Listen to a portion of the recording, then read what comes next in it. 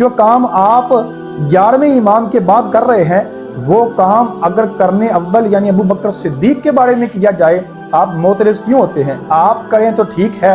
اور نبی علیہ السلام کے صحابہ جو کائنات میں بہترین لوگ ہیں وہ کریں تو وہ غلط کیسے ہو سکتا ہے؟ مجھے یہ بتائیے کہ جب 11 امام مکمل ہو گئے اس کے بعد 11ویں امام سے لے کر آخری امام مہدی علیہ السلام تک درمیان کا جو دورانیہ ہے اس میں امامت کہاں ہے؟ جب امت کو ضرورت تھی اتحاد کی، پہلے امت متحد بھی تھی، اسلام کا غلبہ بھی تھا، مادہ پرستی بھی نہیں تھی، اس وقت امام آتے رہے،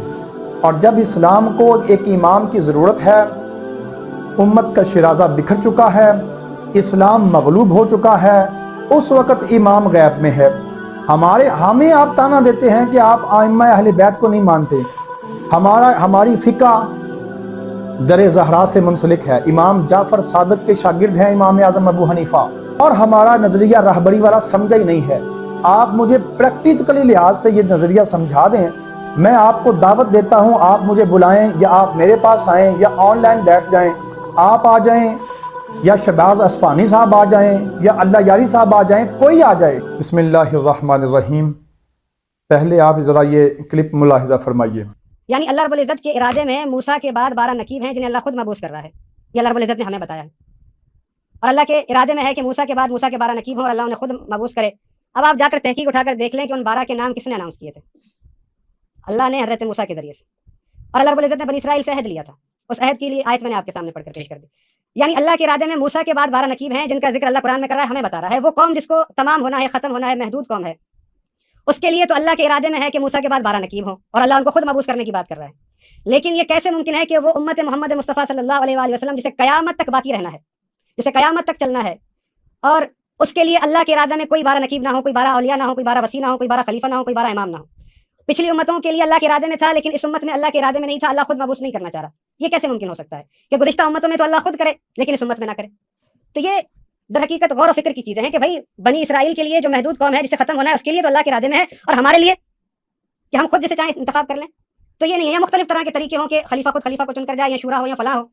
یہاں یہ علامہ صاحب یہ فرما رہے ہیں کہ یہ کیسے ہو سکتا ہے کہ نبی علیہ الصلوۃ والسلام امت کو تنہا چھوڑ کے چلے جائیں۔ ان کی بات کا جو اصل مغز ہے نا وہ اسی کے گرد گھومتا ہے کہ نبی اپنی امت کو وارث دیے بغیر نہیں جا سکتے۔ آپ سے کچھ سوالات ہم بھی کر سکتے ہیں، ہم بھی حق رکھتے ہیں کہ آپ سے سوال کریں۔ آپ نے ہمیشہ خلافت پر، امامت پر، اقتدار کے انتقال کے طریقے پر، طرز حکومت پر، نظام شورا پر، شورائی نظام پر ہمیشہ آپ نے تنقید کی ہے اور ہم سے سوال پوچھے ہیں۔ آج ہم بھی ذرا جسارت کرتے ہیں کہ ہم بھی آپ سے پوچھیں کہ زہرائی صاحب آپ ہمیں بتائیے کہ نبی علیہ السلام نے اپنی امت کن کے سپرد کی؟ ائمہ اہل بیت کے۔ بالکل ٹھیک ہے، ہم ماننے کو تیار ہیں۔ ذرا یہ بتائیے امت کے 11 امام یکے بعد دیگرے آتے رہے ہیں، اور تقریباً 100 سال کے بعد، 125 سال کے بعد یعنی امام حسن عسکری تک یہ انتقال اقتدار کہہ لیجئے یا اللہ کا خلیفہ کہہ لیجئے، جو بھی آپ نے اس کو نام دینا ہے وہ آپ کہہ سکتے ہیں، یہ اللہ کا نظام چلاتے رہے، اللہ کے نظام کو نافذ کرتے رہے، حکومت ان کو ملے یا حکومت ان کو نہ ملے۔ یہ آپ کی بات ابھی کر رہا ہوں۔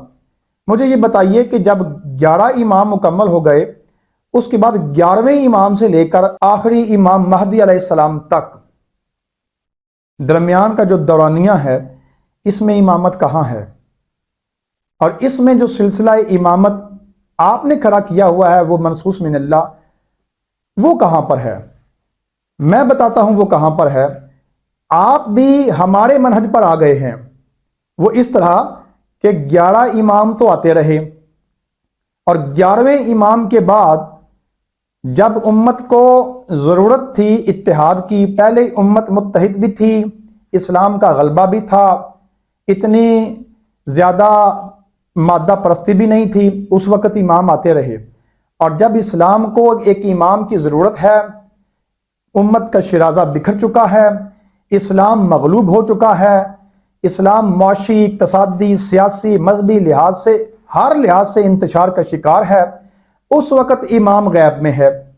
اب اس غیبت کو ریکور کرنے کے لیے ہم نے کیا کیا، یعنی کہ اب آپ کی بات کر رہا ہوں، یہ کیا کہ تمام مجتہدین، تمام مراجع تقلید، یا تمام چھوڑیں جمہور کہہ لیں، یعنی آپ کے جتنے بھی اہل علم حضرات ہیں وہ سب متحد ہوتے ہیں، متحد ہو کر آپس میں مشورہ کر کے ایک شخص کو نامینیٹ کرتے ہیں، اس کو اپنا رہبر معظم یا اپنا آیت اللہ العظمیٰ مقرر کرتے ہیں اور کہتے ہیں یہ ہمارا سپریم لیڈر ہے، سیاسی بھی اور مذہبی بھی جتنے بھی ہمارے ہاں مسائل ہیں اس کا حل یہ رہبر معظم کے پاس ہے۔ مجھے بتائیے آپ کے رہبر معظم قیامت تک امام حسن عسکری کے بعد کیسے منتخب ہوتے ہیں؟ شورائی نظام کے ذریعے، یعنی پریکٹیکلی لحاظ سے آپ بھی اسی شورائی نظام کا اس وقت حصہ ہیں جس پر آپ تنقید کر رہے ہیں۔ آپ نے ابو بکر، عمر، عثمان و علی ان کی خلافت پر یا ان کے انتخاب کے طریقے پر جو آپ نقد کرتے ہیں، چلے خلفائے ثلاثہ کی بات کر لیتے ہیں، علی پر تو آپ بھی متفق ہیں، ہم بھی، تو ان پر جو آپ اعتراض کرتے ہیں وہ اعتراض کرنے والی چیز تو آپ میں اپنے اندر پائی جاتی ہے۔ آپ یہ نظام کیسے چلا رہے ہیں؟ شورائی نظام کے ذریعے مجتہدین بیٹھتے ہیں، مراجع تقلید بیٹھتے ہیں، اپنا خلیفہ، اس کو خلیفہ کا نام نہ بھی دیں، اپنا رہبر معظم منتخب کرتے ہیں اور پھر نظام چلاتے ہیں۔ ہو سکتا ہے آپ یہ کہیں کہ غیب میں جو ہمارا امام ہے اس امام نے یہ اپنا کام کرنے کے لیے غیر معصوم سے قیامت تک کے لیے کام لینے کا کوئی سلسلہ شروع کیا ہوا ہے، تو پھر مجھے بتائیے امام حسن عسکری کے بعد یہ امامت کا نظریہ یہ کہاں کھڑا ہے؟ یعنی یہ امامت کا نظریہ امام حسن عسکری کے بعد پریکٹیکلی تو ہمیں نظر نہیں آتا۔ یہ ایک نظریہ تو ہو سکتا ہے، ایک اعتقادی وجود تو اس کا ہو سکتا ہے، مگر عملی وجود کے لحاظ سے آپ بھی اسی منہج پر ہیں جس منہج پر ہم کرنے اول سے قائم ہیں۔ جو کام آپ 11ویں امام کے بعد کر رہے ہیں وہ کام اگر کرنے اول یعنی ابو بکر صدیق کے بارے میں کیا جائے آپ معترض کیوں ہوتے ہیں؟ آپ کریں تو ٹھیک ہے، اور نبی علیہ السلام کے صحابہ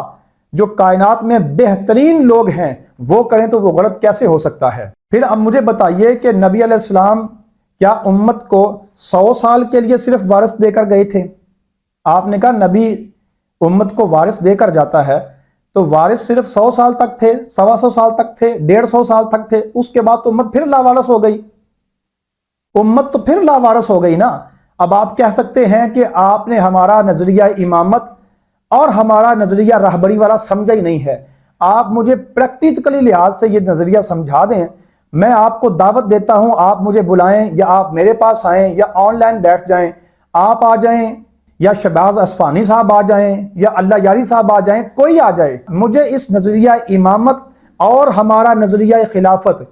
اس کے جو مشترکات ہیں ان کو الگ الگ کر کے دکھائیے۔ حضرت صاحب نظریہ امامت میں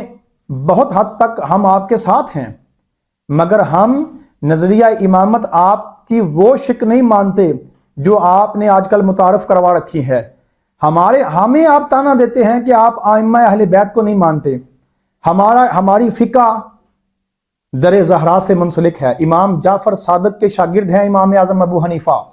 ہماری حدیث دیکھ لیجئے، تفسیر دیکھ لیجئے، فقہ دیکھ لیجئے، تصوف دیکھ لیجئے، خانقاہ نظام دیکھ لیجئے، ہم ہر لحاظ سے ہمارے ائمہ اہل سنت جو ہیں وہ ہر لحاظ سے رسول اللہ کے خاندان سے ہی ہر شے لیتے ہیں۔ ہم کو تانے دیتے ہیں کہ ہم اہل بیت کو نہیں مانتے، امام ہمارے ہیں، اعلیٰ حضرت فاضل بریلوی سے لے کر مجدد الفسانی تک، اور مجدد الفسانی سے لے کر کے قرن اول تک آپ دیکھ لیجئے جتنے ہمارے اسلاف ہیں وہ سارے کے سارے سر تسلیم خم کرتے ہیں کہ ائمہ اہل بیت پہلے بھی، پہلی امتوں میں بھی اور اس امت میں بھی اپنے باطنی علوم کا فیض دیتے ہیں، اور ولایت کی تختی پر جب تک ائمہ اہل بیت مہر نہ لگا دے تب تک کوئی ولی نہیں بن سکتا۔ تو یہ امام،